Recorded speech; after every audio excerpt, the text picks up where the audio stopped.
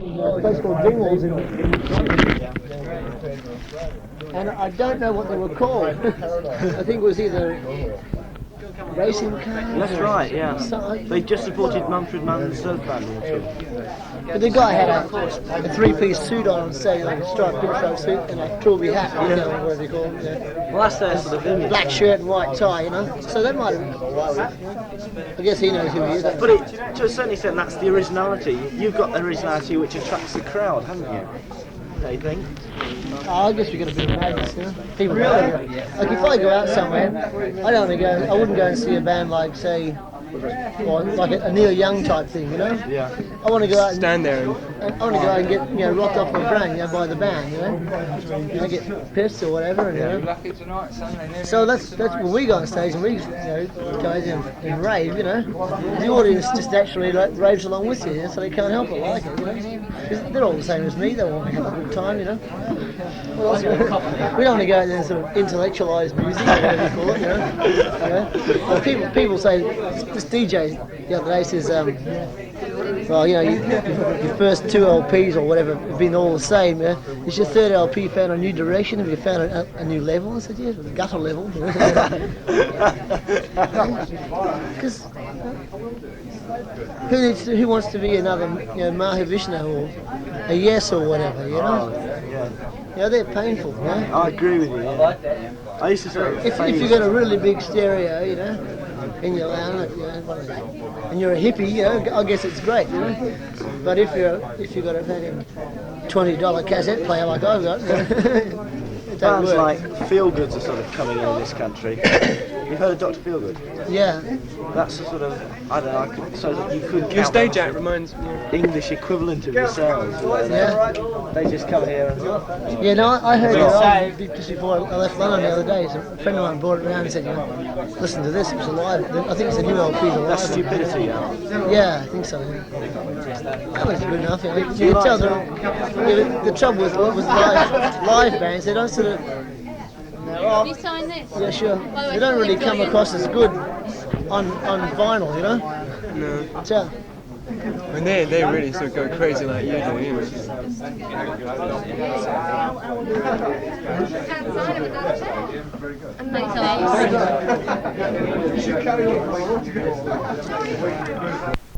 Because I know a lot of groups are, you know, It's amazing at to you. time. we're so pleased to have people over here like the band, you know? A crawler for broken glass to sort of do anything for them, you know? We come from Australia in April, you know? So that's about, 7-8 months, you know? We've been here. And no band ever from Australia has ever come here and in 7 months done as much as we have, you know? And we're just so happy that the people like us, you know? What else can you say, you know? Whose bar is this? Mine. Has the tour gone better than you've expected it to go? The whole thing has, yeah. Like we expect to stay here from April to September, and we even had return tickets booked for a special date in September, like, you know. And things just went so well, we decided to do this tour as well, you know, just to sort of finish off to leave a note of impression on England, you know, and come back again next year, you know. Anybody got a pen? Yeah. Just been to toured Europe with Richard Blackmore's band, Rainbow. Yeah, Rainbow. And that was incredible too, you know.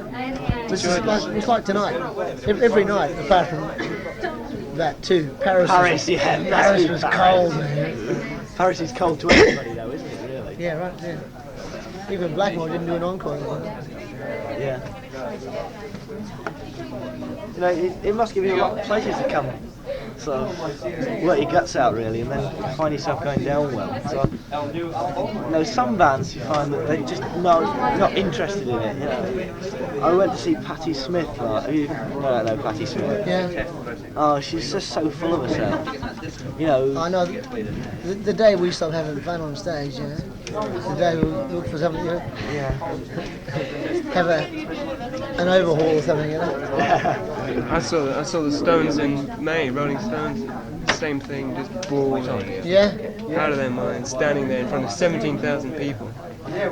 Yeah, I saw them too in the old score there. Yeah, that's where I saw them. The only time that Charlie Watts moved was Charlie Watts. No, he's good. So, you know, the bass player. Bass player, Singing. Bill Wyman. Yeah, sorry, Bill. It was when Jagger pushed him, you know? Yeah. And he moved about 4 steps, you know, caught his back, walked back to the same spot, and stood there again, right in the same place, you know? That's their sort of style. There are a lot of bands are like that. They get following the Sutherland Brothers or Quiver. Yeah. They're like that. No, thank you.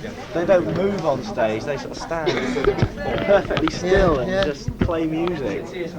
I mean, if your music, you're generating, you know, and you can't stand there. You got to push it, you know? Yeah. And if it's good rock and roll, you can't help but tap your foot off, you know? Yeah, that's it. Probably in your own lounge room, you jump around and make like you play guitar or something. I do. I think Do you play anything at all? No.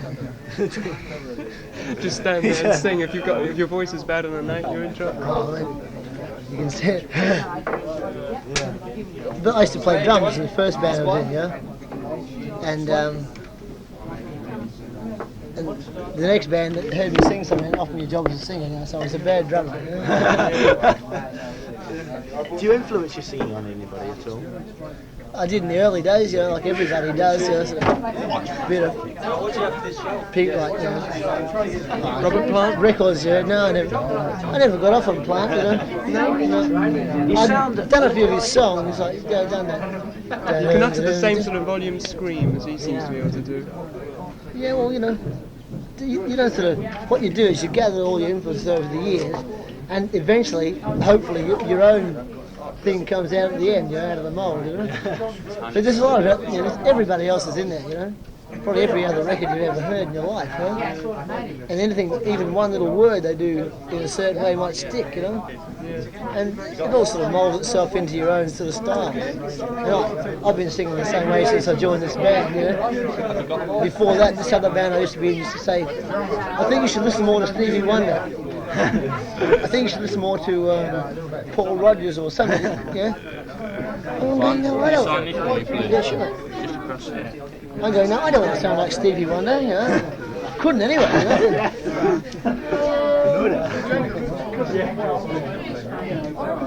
I just want to sound like Bon Scott. Thank you. Ciao. Appreciate it. How do you get to writing your songs? Do you actually sit down and work out with some? No, there's a formula. You got to look for a title. First, a catchy title. You know? Like She's Got Balls or something.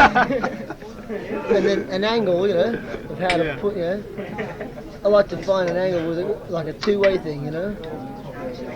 She's got balls. All it means to me is, you know, she's a good chick or whatever. It just means she's got a pair of knackers, you know. And you know, it's not putting shit on chicks, you know. And then you just got to, like, I like to try to get every line to have to be interesting in some way, not just sort of write words to fill a hole. Do you write all the words, do you? Yeah, I do the word. Angus and Malcolm do all the, you know, what do they call them, riffs and things, you know. Yeah. Melodies. The hardest thing is to come up with a title that you can sort of colour, you know? Yeah. That's the hardest part. Sure, yeah, thank you. What are your future plans? We're going to America on the, excuse me,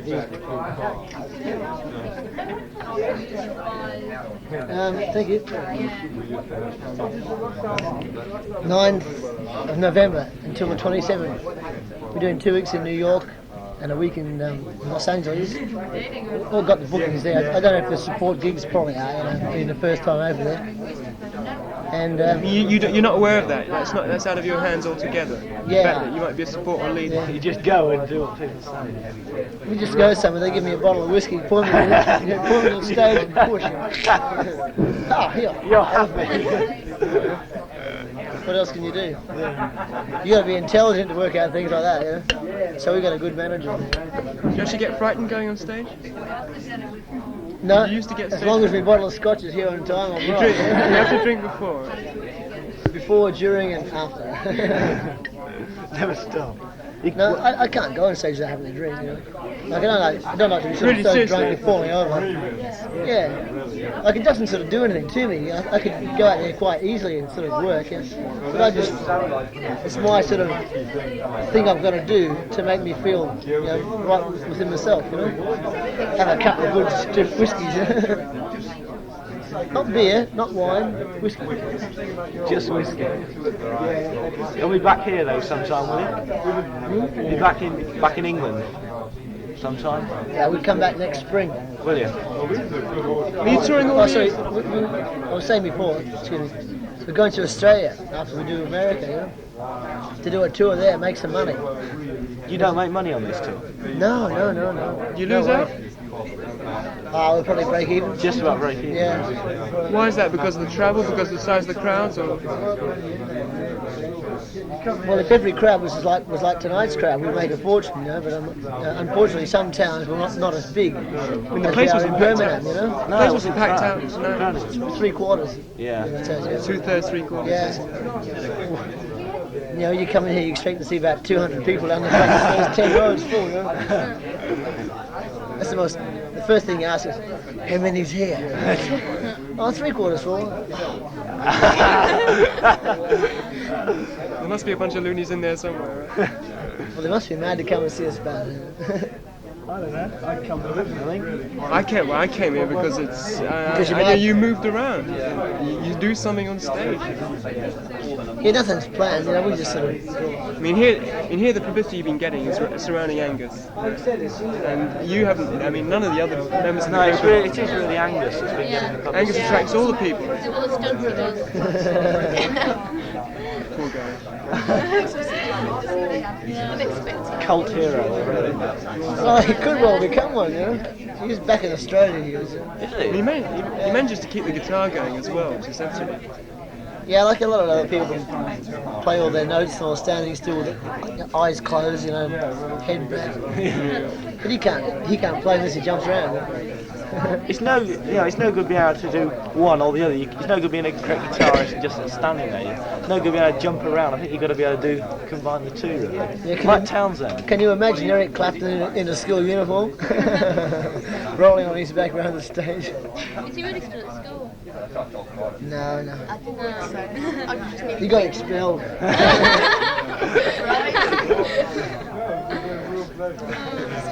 what, doing what?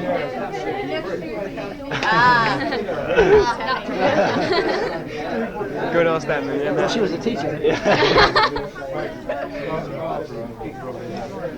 I wish I could have got photographs at the end bit, actually. I'd like the photographs of Angus doing his stunts. That's a regular feature, isn't it? Well, it's become that way, you know. It's what people come to look for, you know, the I highlights. mean, that got a tremendous amount of publicity then. Yeah. Just that split second. Have you read the National Press? National Music Press this week? No. Yeah, at least two of them carry pictures of his backside. I've seen. None of you, none of everybody No. else. It's only Angus Young. Yeah. And not even his face, but his body. No, he's the whole image of the band, you know. School uniform and now he's bum. How do you feel? I mean, you are 30, aren't you? 30. Yeah. How do you feel about doing this when you've got? I mean, all the rest are pretty much younger, aren't they? You know, the kids, they're yet to learn what it's all about, you know.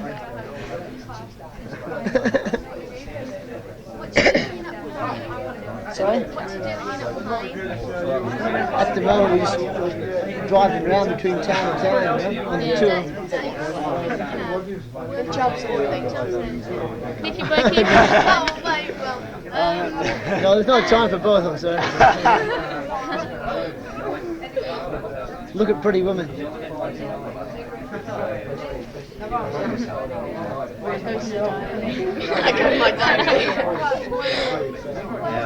the last job I had was I was a chauffeur for this band before I joined. You know, I was in between bands, and a friend of mine back in Adelaide in South Australia had an agency, and bringing bands from interstate over there. You know? And I didn't have a gig, you know, so he said I'll pay you $10 a night to drive bands to the gig and back, you know.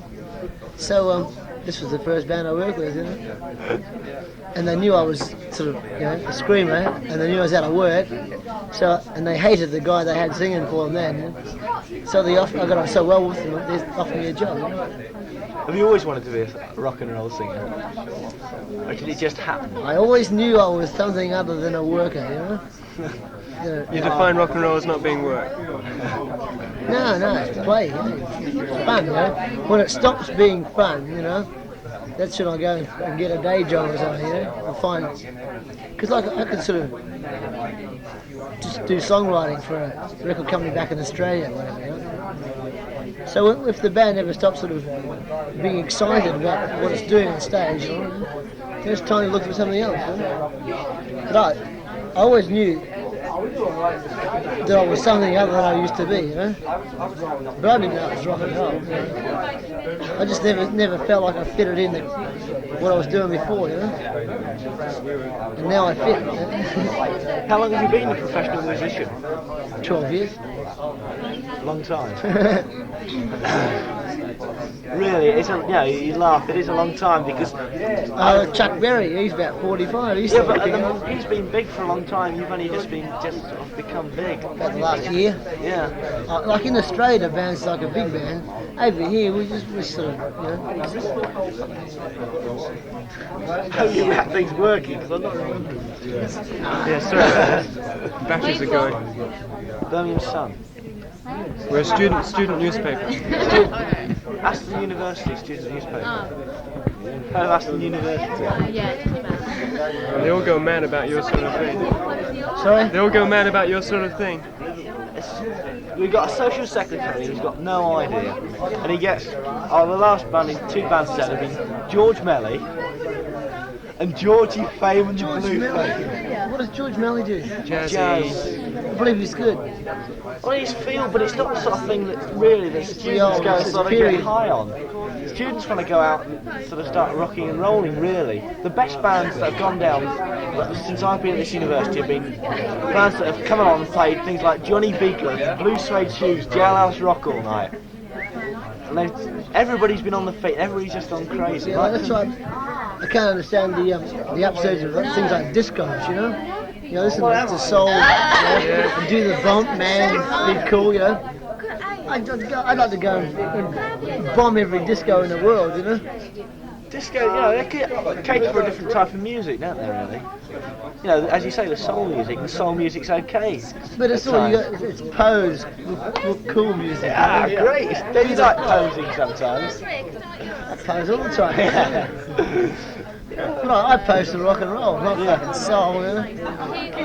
I think there's some good soul around. Sort of laid back stuff. I like on the black scene, Gladys Knight and the Pips, you know. Millie Jackson, mainly chicks, you know. Marvin Gaye, you know. Joan Armatrading. No, haven't heard her. She's good. Only her singles like on the radio. Yeah, she's got a lot of publicity recently. But She's singles aren't really, you know, representative of the person the themselves. album is good. Yeah. It deserves the good publicity it's got because that sort of projected her. Everybody that's reviewed this album says, you know, Joan Armatrading is the biggest thing since sliced bread. Yeah. And Yeah, so everybody's good. sort of caught on and think Joan Armatrading brilliant. It's amazing how it's gone. I know in our paper it was reviewed, got very good reviews. Is she American? Yeah. Comes from New York, East Side New York, I think. It's not reggae, nothing, is it? What? It's not reggae. No, it's not. It's. I don't know. It's very unlike anything else. It's worth listening to. Sorry? It's worth listening to, Yeah. if you like. I have to get hold of it. I go to Atlantic Records, you know, and they're really good to us. They let us go in there and just go through their vaults about once a month and pick out all the records. You know, I got a record collection that I want. You want to get? They call me a cent, you know? It's WEA, isn't it? WEA, yeah. Yeah, Harry Chapin on Yeah, I know, Electra. yeah. Brilliant, eh? Yeah. Do you like him? No, hang on, Harry Chapin. Yeah, heard him. Is he the guy that plays the piano as well? No, not really. guitarist, more acoustic guitar. It's sort of American folky type, but sort of fairly 70s folk. It's good. I've caught the name in in the papers and all. Yeah, He's good. I wouldn't know what he'd played, what he'd done. You know. He had a couple of #1 hits in America. He's never made it here, but I think he's very good indeed. And of course the Eagles and Electra. I love the Eagles. You know. Yeah. My taste in music at home is very sort of laid back and very quiet. You know. Like it gives the other guys the shits. You know. Coming to my place and you got any rock and roll. So I went out and bought a couple of Little Richard LPs. You know, and Chuck Berry and Jerry Lee Lewis. Just when they come round, I can put them on. You know, and they think I'm cool. But, you know, my listening at home is sort of laid back. Whereas on stage, it's got to be rock and roll. You know? I can't sing, you know, so you got to scream. You know? It's good. I like the Eagles. I've only sort of got into them in the last 6 months when someone played me an LP. I'd never heard them before. I'd ignored them. I'd done. I was with a band about 4 years back. Just before I joined this band, a little pub band. Yeah, done things like Desperado and Beautiful. Whatever Happened Saturday Night and things. You know? Oh, they're beautiful songs like that. Yeah, You listen to them all night, aren't they? Yeah. Late at night. There's a good band. It's a bit soulish, but late night band around at the moment. Moon. I don't know if you've heard of them. Once again, I've caught the name in the papers. There's a new. They've just released an LP. They were on last week down here, and the slow tracks are marvellous. They do some up-tempo stuff, which is sort of average white band. It's just a bit contrived, but when they do the sort of laid-back stuff, it's beautiful. And everybody at university. That's a British band that I like. Mine, Average White Band. Yeah. They're from Glasgow. They're okay. Hello, Glasgow. The two young brothers are from Glasgow. Yeah, I'm from Killymuir, on the other side of the country. Yeah. I'm from Inverness. Oh yeah. I'm afraid I'm mixed out. Like me, you've lost your accent. Yeah. Should sound Australian, shouldn't I? Eh? Yeah. Copper. What nationality are you by passport? British. Yeah. But you live in Australia. I've lived there since 1952. But I got a British passport because it makes it easier. So, You don't have any trouble in Australia? getting back in. Yeah. Yeah.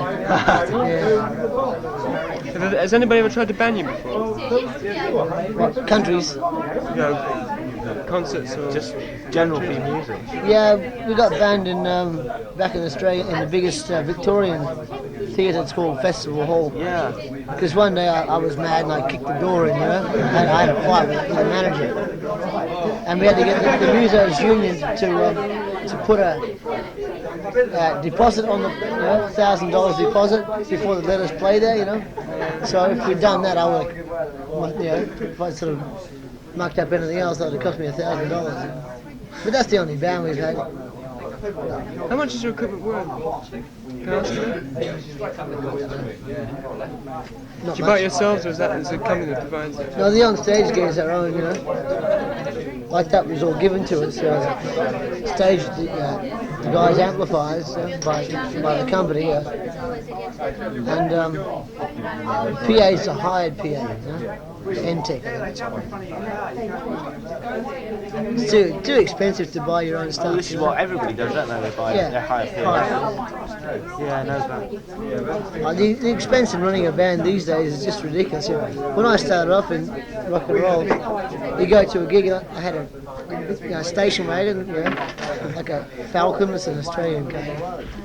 And you could put 3 amplifiers and the drums and the band in this year. And then, like, you get to the gig and you have the amplifier in one hand, the guitar in the other, and off you go, you know. These days, it takes, you got to hire 10 guys to lug your equipment and 2 to work it, you know. Richie Blackmore, you know, on his German tour, 160 man-hours a day to set his stage up for him. Yeah. Ridiculous. He's got that big thing, isn't he? Yeah. Anyway, it's just ridiculous. Try and get to talk to Angus behind. Sure, mate. Thanks very much, Steve, for talking Thanks to us. very much. Thanks for raving about it. It's great. Great concert. Thanks also for seeing the fans. Good.